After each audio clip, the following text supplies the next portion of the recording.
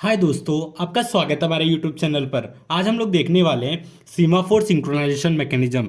यह हमारा sleep wake up के बाद दूसरा ओएस ओएस सिंक्रोनाइजेशन मैकेनिज्म है। सीमाफोर, ठीक है। ये बहुत ही इंपॉर्टेंट है, मतलब ये वेरी वेरी इंपॉर्टेंट है, ठीक है। ये जो भी सिंक्रोनाइजेशन मैकेनिज्म पढ़े अभी तक, जैसे कि हमारा डेकर्स हुआ, पीटरसन्स हुआ, ये भी राइट ही माना जाता है। स्वैप हुआ, ठीक है, ये सब राइट सिंक्रोनाइजेशन मैकेनिज्म माना जाता है। लेकिन जो ये सिंक्रोनाइजेशन मैकेनिज्म है वो काफी उन लोग से अलग है। क्यों अलग है, आगे हम लोग वीडियो में देखने वाले, ठीक है।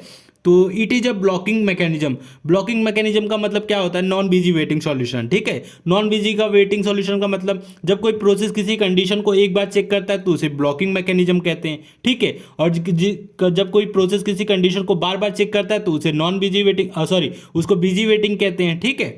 तो it is OS based software resource, ठीक है। तो ये हमारा क्या है? ओएस बेस मीन्स कर्नल का प्रोसेस है, ठीक है। तो इसको हम लोग सॉफ्टवेयर रिसोर्स भी बोलते हैं, ठीक है। जैसे कि दो टाइप के रिसोर्स होते हैं, हार्डवेयर रिसोर्स, सॉफ्टवेयर रिसोर्स। तो हमारा जो सीमाफोर है वो सॉफ्टवेयर रिसोर्स भी है, ठीक है। तो it is general purpose utility, ठीक है।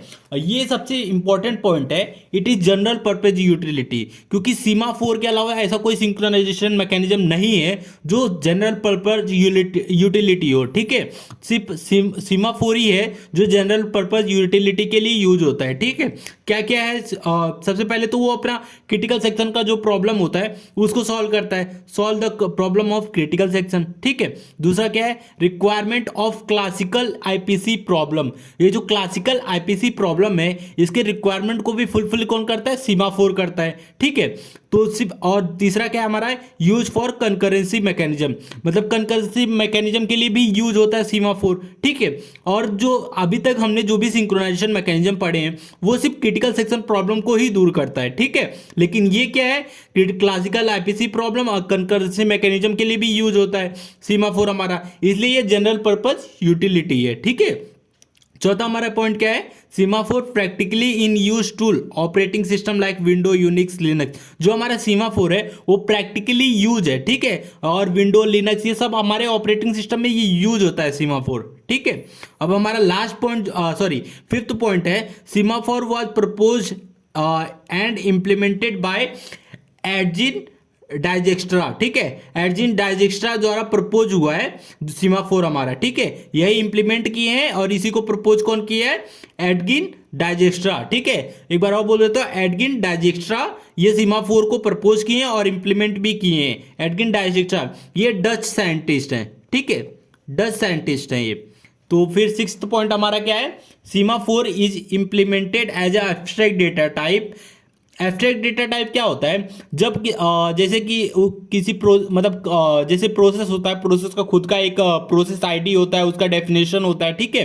तो इसलिए वो एब्स्ट्रैक्ट डेटा टाइप है। हमारा स्टैक जो होता है वो भी उसका खुद का इंप्लीमेंटेशन होता है, पुश पॉप। तो ये एब्स्ट्रैक्ट डेटा टाइप होते हैं, समझ लीजिए एक डेटा स्ट्रक्चर टाइप, ठीक है। तो सेम ये जो हमारा सीमाफोर है वो भी एक एब्स्ट्रैक्ट डेटा टाइप है। इसके भी दो ऑपरेशन होते हैं। क्या क्या होते हैं? डाउन और अप, ये दो ऑपरेशन है, ठीक है। डाउन का एक और नाम है वेट और अप का एक और नाम है सिग्नल, ठीक है। वेट सिग्नल भी नाम है इसका, और एक और नाम है पी। पी किसके लिए यूज किया जाता है? डच साइंटिस्ट है, तो डच लैंग्वेज में प्रेसरिन करके एक वर्ड है। प्रेसिन का मतलब होता है डाउन, ठीक है। इंग्लिश में डाउन होता है प्रेसिन का मतलब। तो इसलिए P, small P, cap P लेकर पहला लेटर लेके हम लोग पी नाम लेते हैं। इसका भी मतलब डाउन ही हुआ, ठीक है। और वी इसके लिए लेते हैं क्योंकि वी का विजरिन करके ये डच लैंग्वेज में इसका मतलब होता है अप, ठीक है। इसलिए वी लगाते हैं, ठीक है।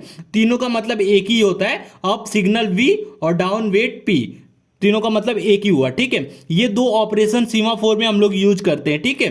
तो मेन चीज यही, जो दो ऑपरेशन है इसी के बेस पे हमारा सीमाफोर चलता है।